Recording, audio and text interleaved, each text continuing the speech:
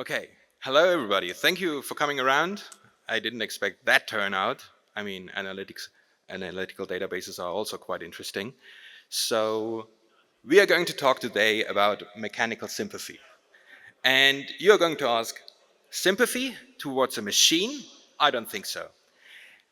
But the real title probably should be that is not as catchy as mechanical sympathy, how we can write fast Ruby programs and how we can get the most out of our hardware.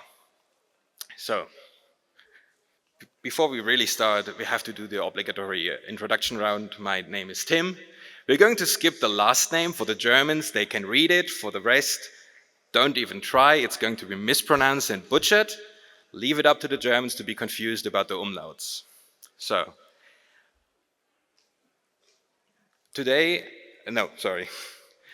I work for a stock exchange, a European stock exchange called Börse Stuttgart. Yes, this is finance. But don't be fooled, this is still a Casio, it's not a Rolex. Those days in finance are apparently over and I have missed it.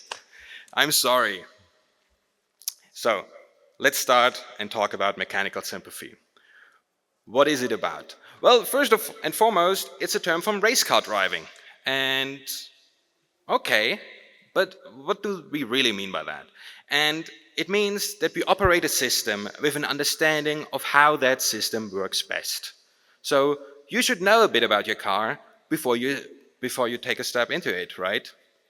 And a great example of somebody that showed a great deal of mechanical sympathy towards his car was this person.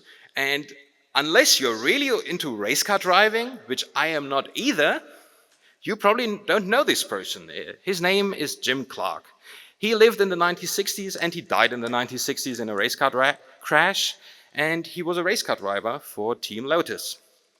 And he was one of the fastest. He put multiple records on the books, actually, with his team. And he did so despite whatever car you gave him, really. Like, you gave him this car, he was the fastest in it. You gave him another car, he was the fastest in it. That was just his shtick. And he did so because he was very gentle with the car. He showed a great deal of mechanical sympathy towards this car. He knew how to operate a car, he knew how the specifications worked and how engines work. So, great examples of that. Others were fast as well, don't get me wrong, but he was always the fastest, no matter the car. And he did so, and doing basically everything else the others did as well. And really amazing fun facts or details. His tires in the cars lasted 4 times longer than the rest of everybody else's tires. Think about that. 4 times more out of that tire than the usual. Very efficient. And another great anecdote is that mechanics could do a lineup of the cars used in a race, and they could always figure out which one was Jim Clark's. Because if they looked at the gearbox, it basically looked like brand new compared with the others that looked like God knows what. And if there's one learning with all of this, then it means you don't have to be a mechanic to be a good race car driver, but you should know about the details of your car. You should know the edge cases. You should know how it performs best. Maybe your car has the most torque when it's running at 3000 RPM. Could be. Or maybe you should know that the brakes are coming in early, so you brake accordingly. And I see the confused faces around here. Why are we talking about this? Is this the wrong room? It was a Ruby conference, right? It was not supposed to be about race car driving, which I don't know much about, actually. Well, I think we have to talk about this, because we live in the age of the M3, and nevertheless, Teams takes 20 seconds to load. What is up with that? Not only is Teams always a dreadful experience, now you have to wait for that dreadful experience to unfold in front of you. What's going on? That can't be it. We have amazing hardware. But I hear you say, what gives? Microsoft was always bad at software. Maybe the apple is redder on the other side. So we look at Apple. This is the weather app a week ago. It was a bit warmer. And look at this. My oh my, this thing is dropping frames like it's some kind of a Olympic discipline, isn't it? On a decent phone. The weather app, I remind you. The thing that shows weather. It doesn't do real-time physics or anything. It drops frames rendering text. This can't be it. If that is what we output as an industry, we should be ashamed of ourselves. And when performance takes a dive, really creativity thrives at this point in time. We live in the golden age of excuse making why things are slow. We have the excuse event horizon well past at this point. You hear all kinds of excuses. Oh, it is slow because of accessibility. Yeah, that must be the thing, right? Accessibility. Microsoft calls it a PhD level thesis to render text in a terminal. A terminal, I remind you, that outputs text. We did that in the 60s. I wasn't even alive back then. And what I recently read in the Reddit Teams, the Teams Reddit subreddit, was amazing. Somebody said, of course Teams is slow. You're running it on a machine with only 16 gigabytes of RAM. No wonder it doesn't work like that. Crazy. Okay. But the most famous excuse probably of all of them is, well, Moore's law is running out of steam these days. We don't get good hardware anymore. It's just sad. No hardware. Well, let's debunk that. Let's look at the graph. Look at the transistor count. That thing is still going strong, my friend. The only thing not going so strong is frequency.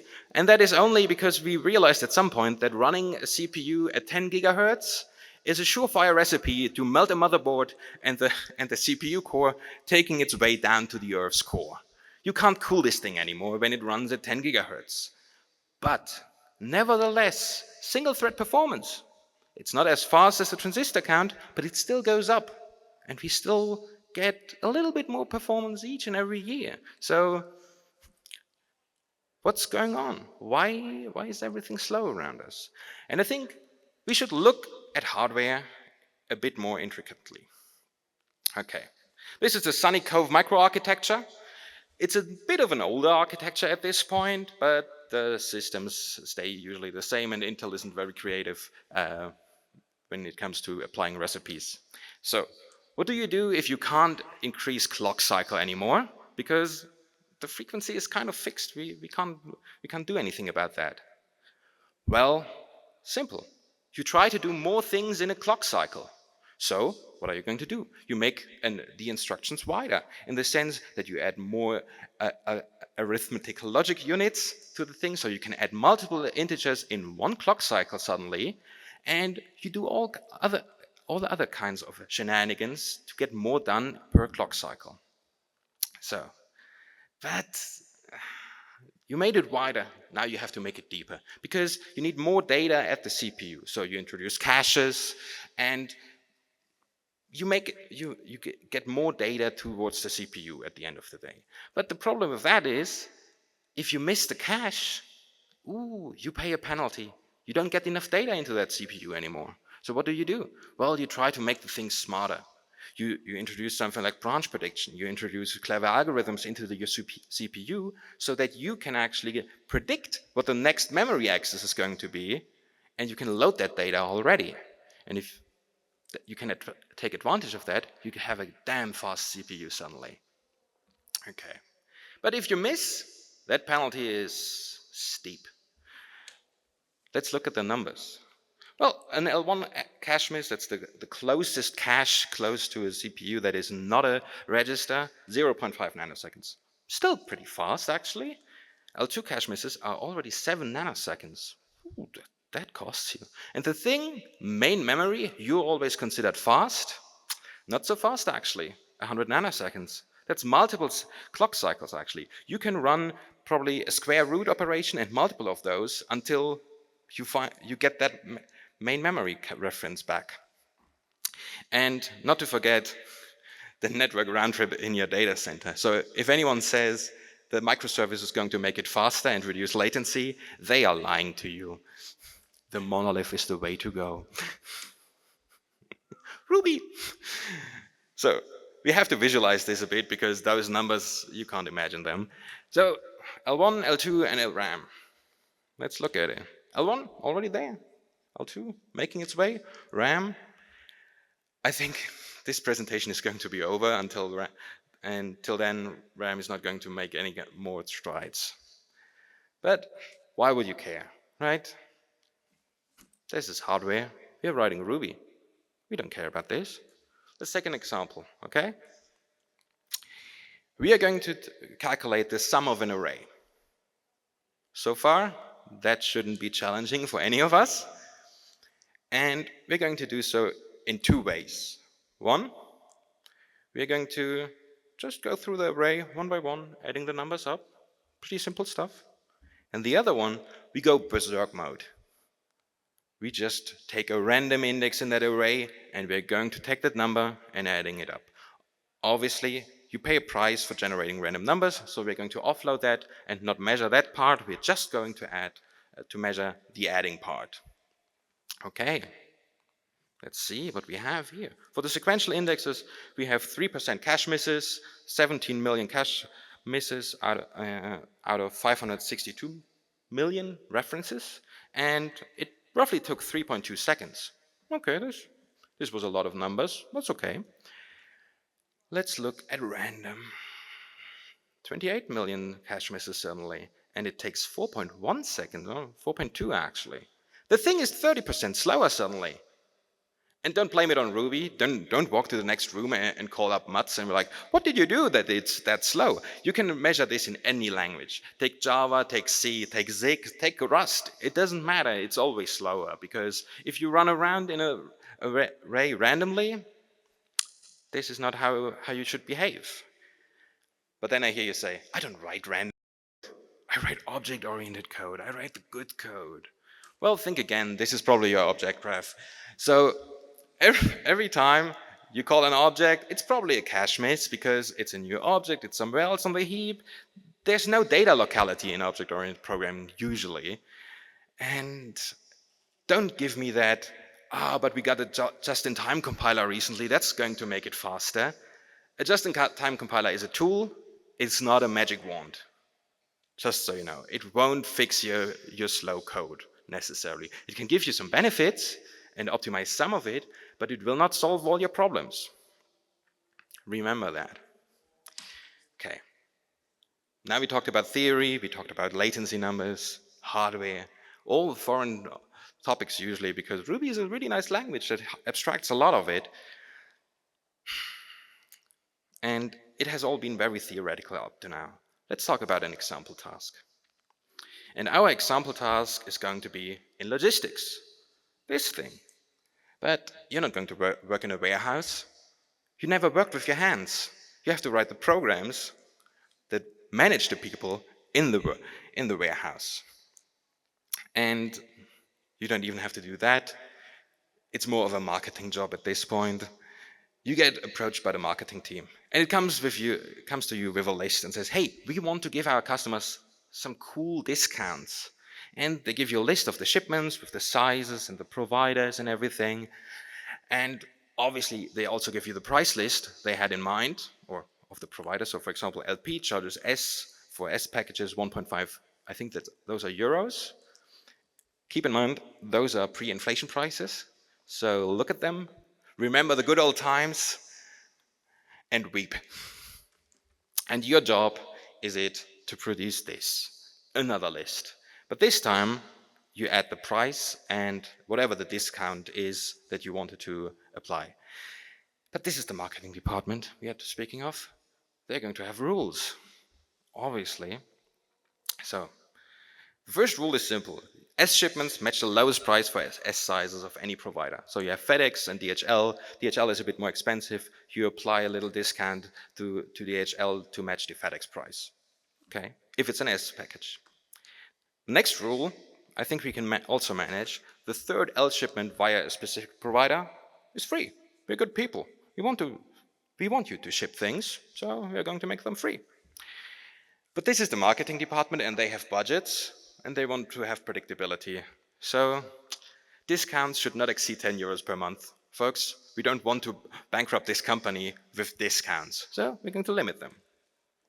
And as you have guessed probably by now, this is a very well spec'd out example task. So this was given to me as a homework task. And as a homework task, you want to shine really. You want to apply all these good software patterns. You want to have this invigorating feeling of using the cleanest of... I'm sorry, wrong slide. You want to use clean code for everything, right? Amazing. And you end up with this. A call graph from hell and all the good nans. The L shipment count for provider and month, the shipment repository, and who couldn't forget our good friend, this discount budget for month repository. That must be a mouthful. And we're going to take performance measurements of it. Wow.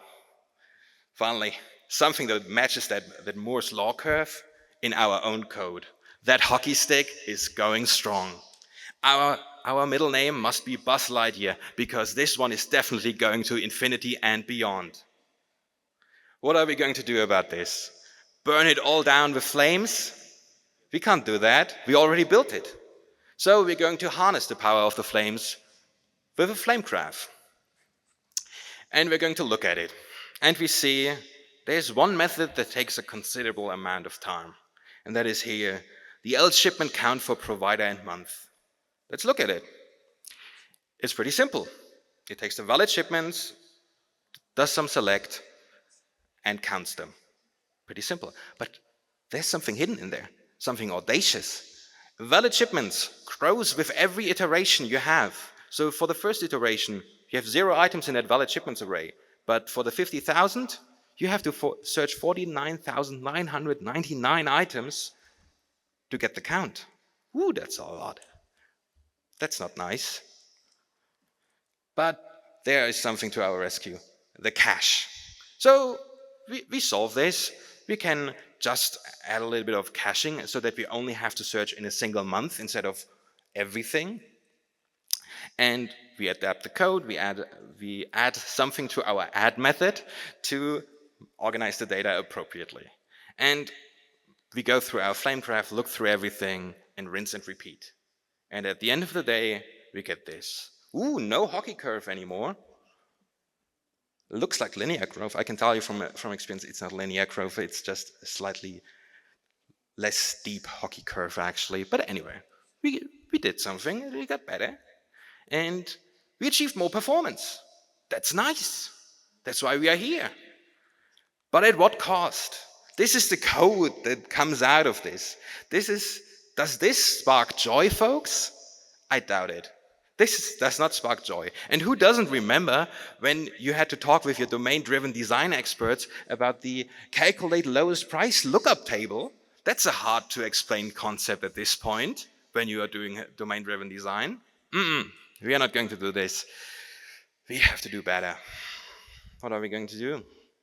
Obviously, rewrite everything in Rust. It's the cool new thing to do. No, we can't do this. This is a Ruby conference, and I'm probably going to be asked to leave the stage when I really recommend this. So we stick with Ruby because it's a nice language. But we're going to change our methodology. And before we do any performance optimizations, we are going to establish a baseline. Because you don't know what fast is on your machine unless you measure what's fast. And looking at our task, we probably know that the slowest thing is probably going to be the file I/O. We have to read from a file. So we're going to measure this with a very sophisticated method. We're going to write ourselves a method that does this, copy lines from one file to another file, and measure that with the time command in our command line. Very sophisticated stuff. Let it run a couple of times so that you know that Teams didn't hog all the memory in the background. And at the end, you end up with something like 700,000 lines per second that my machine is capable of. And we know roughly the ballpark number we are playing in. And then we're going to write it differently. We're going to follow a hardware-friendly approach. That's quite cryptic. Thank you very much. And we are going to do so by putting the data front and Sorry, front and center. And one of the philosophies of following the data in your program is where there is one, there's going to be many of them. You're not going to process one shipment, otherwise you could hire an intern doing the work for you. No, we invented computers to process many items. So why are all our APIs always focused on this single thing when we could also focus on the collection of things? So we are going to write functions that look like this. Apply the rule, but not to a single shipment, but to shipments. Because suddenly, all the static calculations you had to do up front, you can reuse them for the whole collection. Makes it a bit more efficient. And then, something also very important, we are going to organize the data the way we are going to use it later. No more any of this, oh, we have this beautiful data structure and this object graph. No, we are going to line up the data the way we are going to later process it. And how are we going to process it? Well, this is our processing pipeline, basically. We take a parse step, we parse the line, and then we're going to take the shipments and we're going to sort them into buckets. We have a S shipment bucket, we have an L shipment bucket, because those are the buckets where you need to apply rules. Okay, pretty simple. And at the end, we're going to join them and limit the discounts, because remember that stingy marketing department that didn't want to shell out too much money? Yeah, we have to follow those rules as well. Okay. And remember that we had to work in the context of a month. So maybe we want to reflect that in our data structures as well. So maybe we do this. We have a shipments hash. We have the buckets, that's S, M, L. And we're going to have a nested array. I know. Complicated data structures, a 2D array, very complicated. If you want to, you can also replace that with a struct that is called month that holds the array. That's up to you. But in the end, it's going to be a nested array with the inner array representing a month and the shipments in that month. Okay, it's already pretty simple. Nothing audacious yet.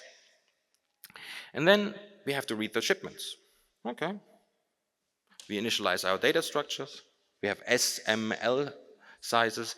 And to make our life a little bit easier later and not having to join all these buckets again, we're going to use this all bucket where we put them all. That's foreshadowing for you. And we're going to take each line, parse it with our, this was CSV kind of formatting, so we can do something with CSV. And in case the month and the year changes, we just move on to the next month. That means pushing an array to all of the an empty array to all of the buckets. Okay, and then we push the new shipment onto our data collection. Okay. Even though it looks like a lot of code and it definitely doesn't follow the one line per methodology, I think every one of us can read this sooner or later and understand it. And then we have to implement our rules. Well, the rules are pretty simple actually, like limiting a price is not that hard. So what are we going to do?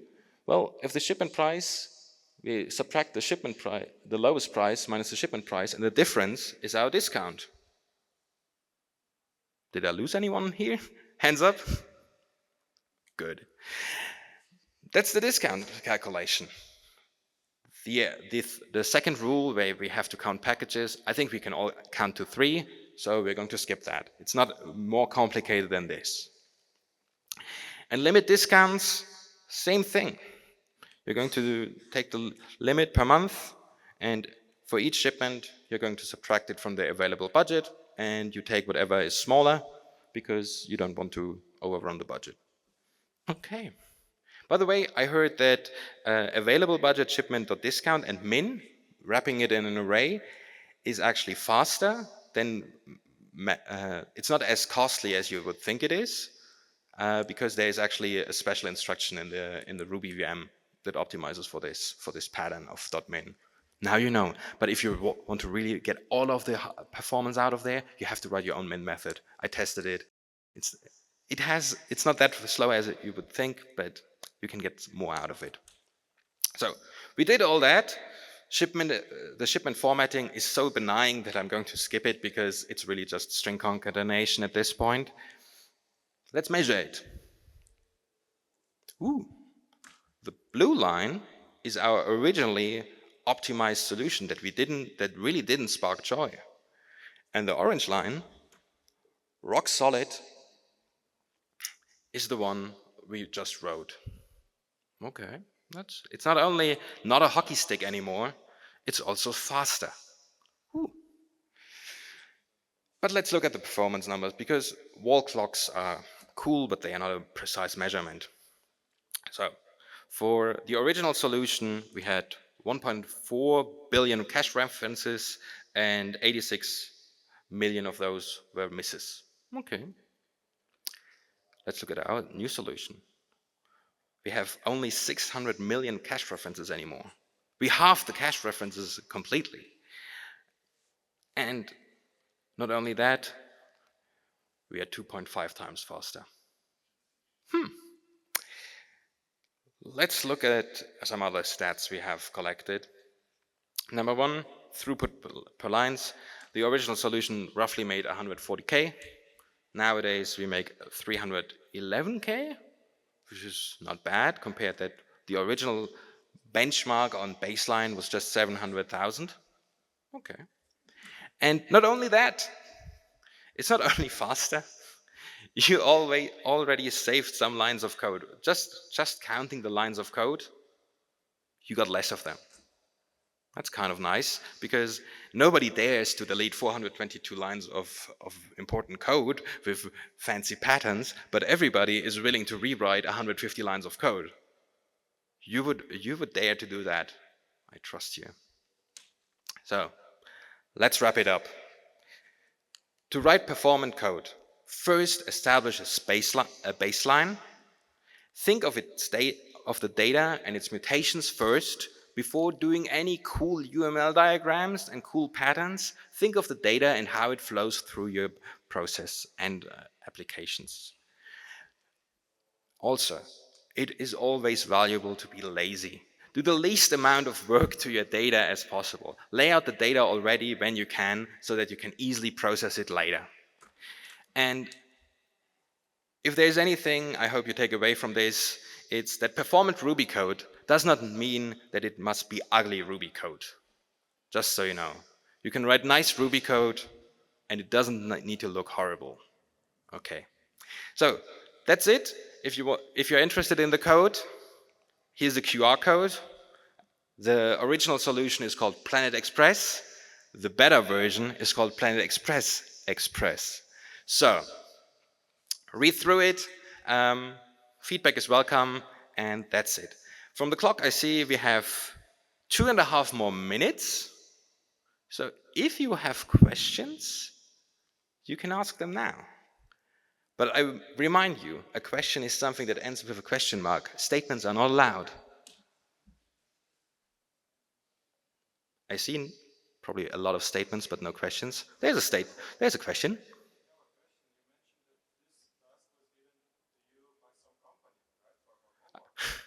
I see the vintage sign.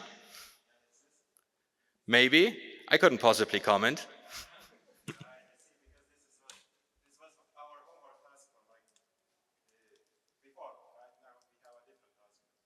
Is it the code review task still? Ah, okay. Cool. Any other questions not related to Vinted and homework tasks? Okay, then that's it. Thanks for having your attention, and thank you.